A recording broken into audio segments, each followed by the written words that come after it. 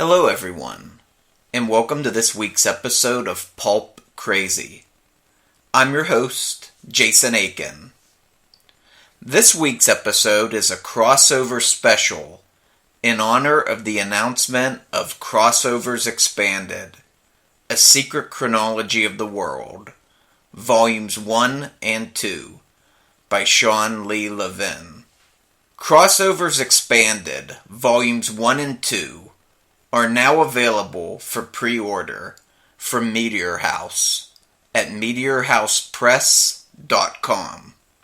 Crossovers Expanded Volumes 1 and 2 are companions to Scott Eckert's original Crossovers, A Secret Chronology of the World, Volumes 1 and 2, published back in 2010 by Black Coat Press.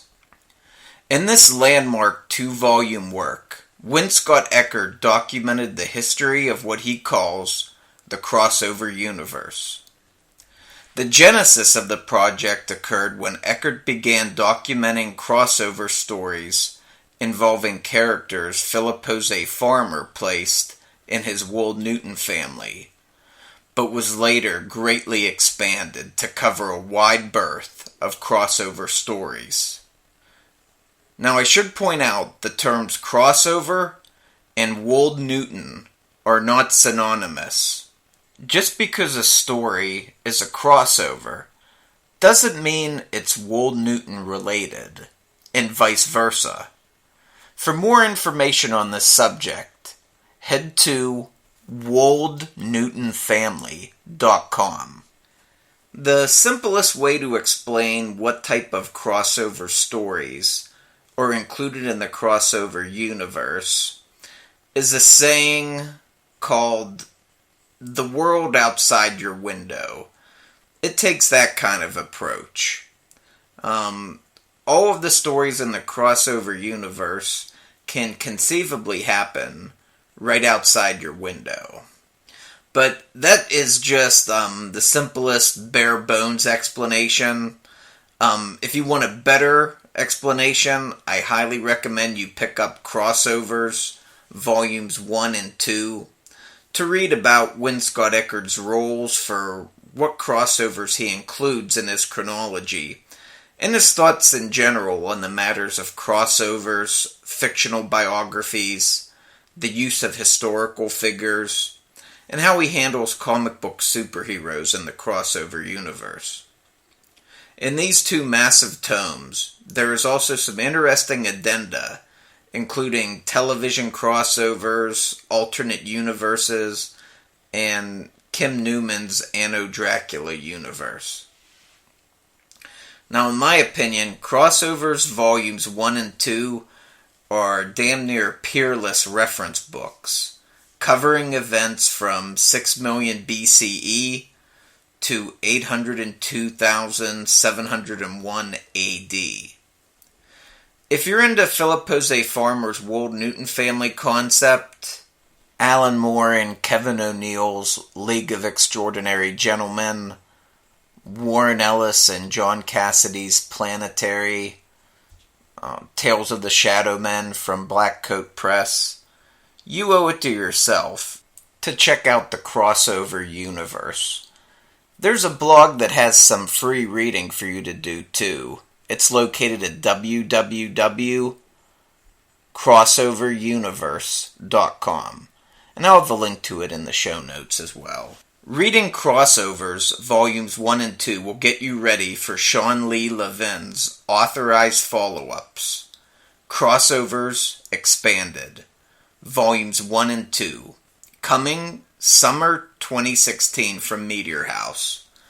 Levin has written over 300,000 words of all new entries. Crossovers Expanded 1 and 2 act as a companion piece to Eckert's original volumes. In using Levin's crossover universe blog postings, located at the aforementioned crossoveruniverse.com, as a measuring stick, they are going to be filled with the same knowledge and passion that made Eckert's original Crossovers volumes a landmark in the field of fictional chronologies. Check the show notes for links on where you can purchase Crossovers and Crossovers Expanded. And I'll also be placing an image at the end of the episode with this information, if you watch it on YouTube. But the short answer is to travel to blackcoatpress.com for Crossovers and meteorhousepress.com for Crossovers Expanded. And to check out the Crossover Universe's blog, that is again www.crossoveruniverse.com. So, to get further into the crossover spirit in this week's episode, I'll be covering a crossover that Eckert covered in Crossovers Volume 1 that features a pulp character crossing over with a modern-age comic book character. Conan Vs Rune by Barry Windsor-Smith. It was published by Marvel Comics in November of 1995. By this point, Marvel had purchased Malibu and its subsequent Ultraverse line of titles, which Rune was included in. Urban legend has it that Marvel bought Malibu in order to get their hands on Malibu's coloring technology, but that's beside the point and merely a rumor. I haven't confirmed that. But after purchasing Malibu, the Ultraverse was later connected to the Marvel Universe proper as an alternate Earth, after rebooting and reimagining some of the Ultraverse characters. However, this alternate Earth doesn't appear to be in play for this particular crossover, as it's set in the Hyborian Age of Robert E. Howard's Conan the Cimmerian, more commonly known as Conan the Barbarian. Just a side note, Conan first appeared in the December 1932 issue of Weird Tales, in The Phoenix on the Sword. Conan vs. Rune also seems to feature the original incarnation of Rune, created by Barry Windsor-Smith and Chris Ulm, and not the revamped version. This classic original version of Rune fits seamlessly into this particular period of prehistory. As a matter of fact, some of the early Rune comics I have indicate Rune has been on Earth for ages, and was sometimes worshipped as a god. Now, I have to admit, I haven't read any of the original Rune comics yet, but I flipped through them and picked up the general feel and concept of the book. And from what I could gather by a quick glance at my comics and the Wikipedia article, Rune is an ancient cosmic vampire and a former cosmic warlord who was stranded on Earth many ages ago. So to me it makes perfect sense that he's around during Conan's time, during the period Conan creator Robert E. Howard dubbed the Hyborian Age. The Hyborian Age has traditionally been thought to have taken place at around 10,000 BC, which is where Eckert correctly places this story in Crossovers Volume 1. When Marvel Comics had the Conan license, it wasn't out of the ordinary for them to make use of the Hyborian Age setting and other Robert E. Howard related characters and settings in their mainstream Marvel titles. For instance, Marvel connected Prince Namor's Atlantis to the Atlantis of Howard's King Call. They also had an immortal mutant character from their X-Men books, Selene, originate from the Hyborian Age. Now, this particular crossover has a few notable things going for it. First off, it's both illustrated and written by Barry Windsor-Smith, who was monumental in introducing both of these characters to the comic book audience. Windsor-Smith, alongside writer Roy Thomas, adapted Robert E. Howard's Conan into the comics medium, first back in 1970. Windsor-Smith would later co-create Rune, alongside writer Chris Ulm for Malibu's Ultraverse line of titles, back in 1993. So this is an instance of having a legendary creator work on two characters he's both familiar with and had a huge hand in adapting and creating. This is really the perfect match. Now, the second thing about this story is just how seamless it is. Some crossovers, especially in comic books, can be a bit forced, especially when it's heroes against heroes. But when it comes to heroes going up against anti-heroes, villains, or monsters, that's where I think some of the best stories can occur. For example, Tarzan vs. Predator at the Earth's core, Batman vs. Grendel, Batman vs. Predator, and now I'd put Conan vs. Rune up there too. As I mentioned before, Windsor-Smith places Rune in Conan's world so seamlessly, you wouldn't even think this was a crossover if you weren't familiar with Rune. Now, I'm going to be discussing this one-shot comic book issue in detail, so feel free to stop listening here if you're not interested in a full overview. I'm not sure if this will make a difference or not either, but I wouldn't look for this story to be collected or reprinted anytime soon due to the rights surrounding both characters. The story opens with Conan traveling at night through the land of Turan, which is the Hyborian Age equivalent of Turkey and Persia. He spots a campfire in the distance and decides to travel toward it to both rest his horse and for the company and food. However, when he gets to the site of the fire, he discovers there is no camp. The source of the fire is a single tree, which the Cimmerian concludes is a signal of some sort. However, when he looks below his current position, he discovers the dunes give way to a city of carved pillars and copper walls. With his keen eyesight, he spots a ruby-red jewel in plain sight within, and decides to enter the city to acquire it. When he does so, the door slams down behind him, and he's trapped. Beyond the door, he can hear something feasting on his horse. So far, this sounds like a setup for a classic Robert E. Howard Conan story. From this point, I knew that Windsor-Smith was definitely on the right track here. Conan, with no other options, begins exploring the city. He comes across a mass of eaten corpses and one survivor. The survivor tells Conan about what happened in the city, and he insists Conan warn the rest of mankind about the terrible, unholy creature that came to be in the midst of their city. The man tells Conan his people found the stranger beyond the dunes of the city, which is named Agripur. The stranger was armored in a strange black steel that ripped as if it were cloth. The man tells Conan that the stranger had fought a battle beyond comprehension and had lost. The citizens of Agripur tended to the wounded stranger for 100 days. During this time, the stranger ranted in his fever dreams in unknown tongues. Eventually, he pulled out of it and he awoke.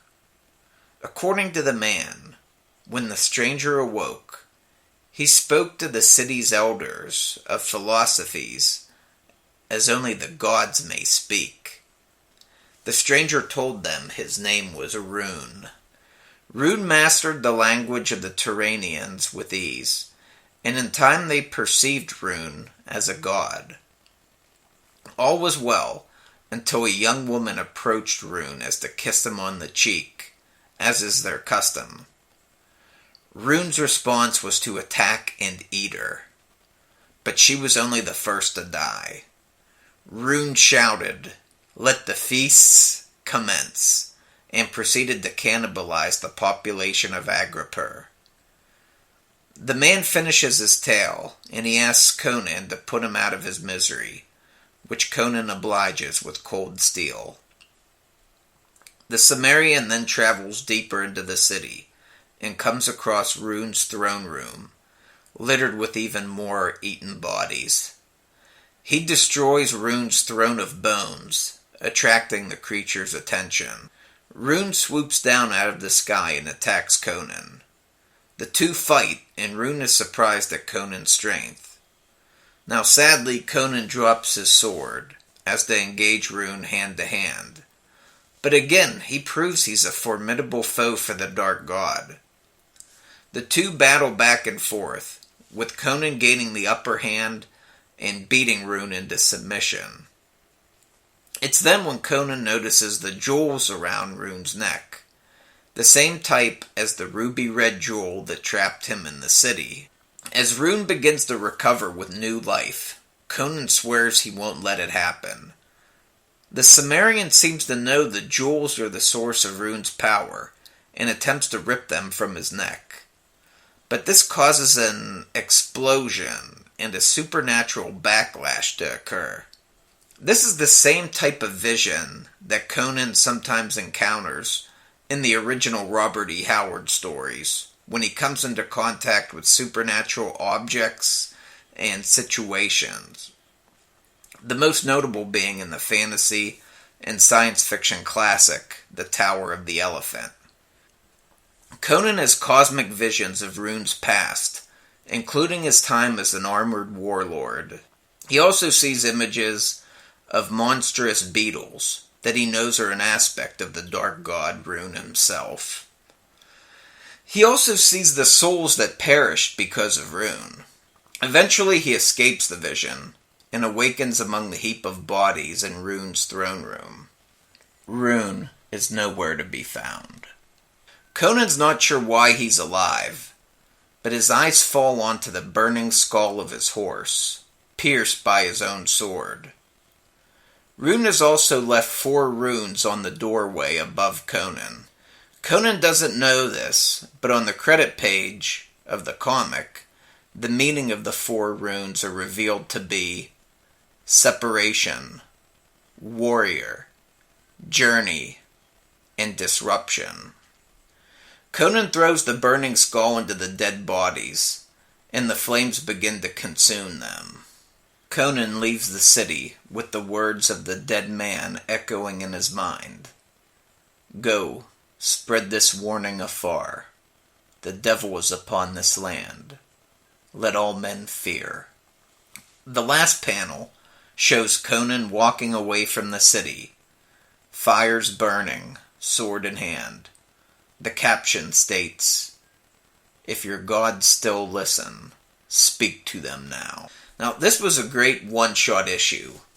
It was worth reading it for a Barry Windsor-Smith Conan story that hasn't been collected anywhere. That alone was worth the price of the comic. Pair that with a classic, weird tale with cosmic horror elements, and I give Conan vs. Rune a very healthy recommendation. If you're a Barry Windsor-Smith fan, especially of his Conan work, you owe it to yourself to pick this up. Now, if you're a die-hard Robert E. Howard Conan purist, I'm not sure if this will be completely up your alley, but I didn't see anything too objectionable to me. As I said before, the plot itself is fairly faithful to something Robert E. Howard would write, with Rune taking the place of the cosmic horror/entity Conan goes up against. Think The Devil in Iron. As I mentioned before, Conan vs. Rune isn't collected anywhere, and due to the Conan license and Ultraverse character rights, it probably will never be reprinted. So, happy back issue diving. I hear Conan and Rune meet each other again in some other Marvel Conan comics, but from what I can gather, Barry Windsor-Smith wasn't involved. If you've happened to read these, leave me a comment in the show notes and let me know how they are.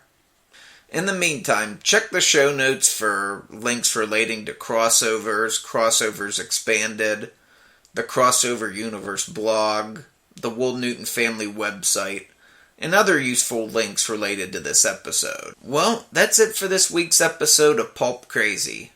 Pulp Crazy is located at pulpcrazy.com.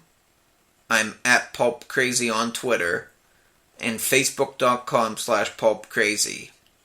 My YouTube channel is located at youtube.com/pulpcrazy. I'm also on Instagram at instagram.com/pulpcrazy. You can also email me at pulpcrazy@gmail.com. Thanks for watching, and I'll see you next.